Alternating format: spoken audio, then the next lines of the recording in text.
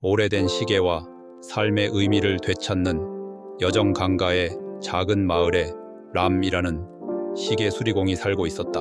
그는 낡은 나무집에서 작은 시계 수리점을 운영하며 살았다. 그가 운영하는 가게는 작고 소박했지만 수십 년 동안 존재해왔고 수많은 사람들의 이야기를 담고 있었다.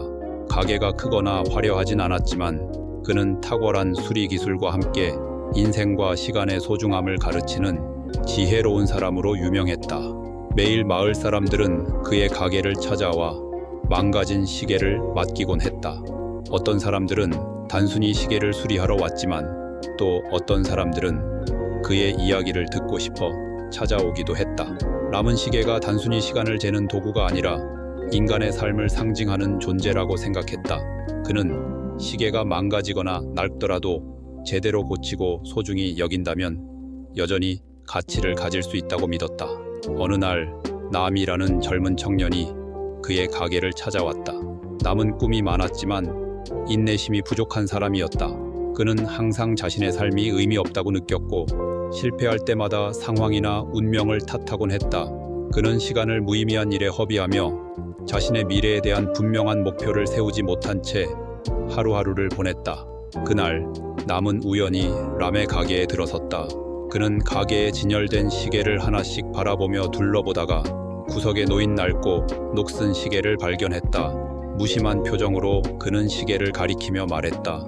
이 시계는 이제 아무 쓸모도 없을 것 같은데 왜 아직도 가지고 계신 거죠?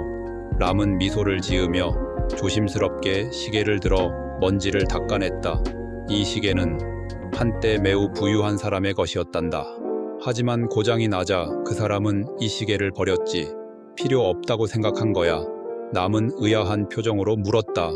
그런데 왜 아직도 고쳐보려 하시는 거죠? 고장 난 건 그냥 버리는 게 낫지 않나요? 람은 시계 뒷면을 열어 안쪽에 작은 톱니바퀴들을 가리켰다.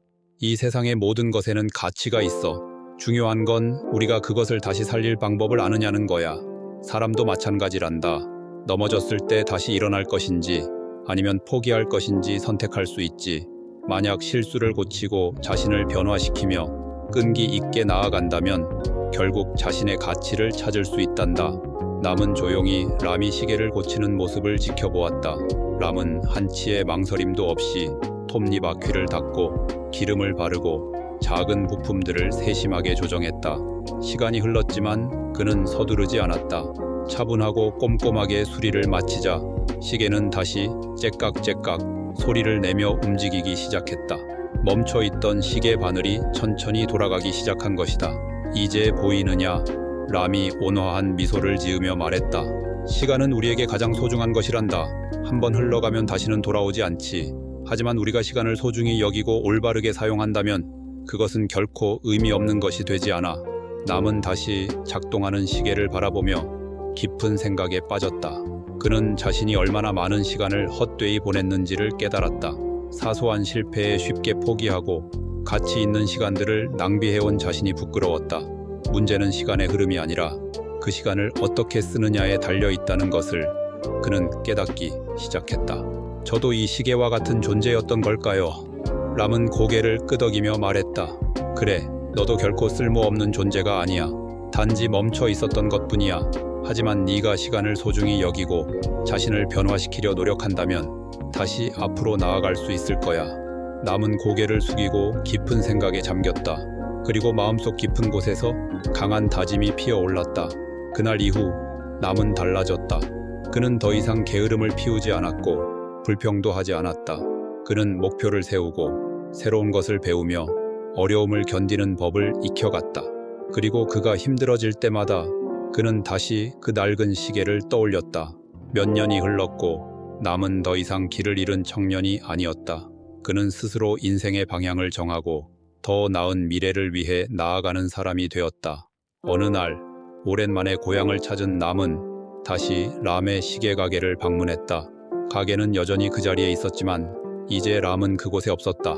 그는 오랜 세월 동안 시계와 함께하며 많은 사람들에게 가르침을 남긴 뒤 조용히 세상을 떠난 것이다. 가게 한쪽에 놓여있는 낡은 시계는 여전히 째깍째깍 소리를 내며 움직이고 있었다. 남은 조심스럽게 시계를 들어 올리며 미소를 지었다. 시간은 결코 멈추지 않는다.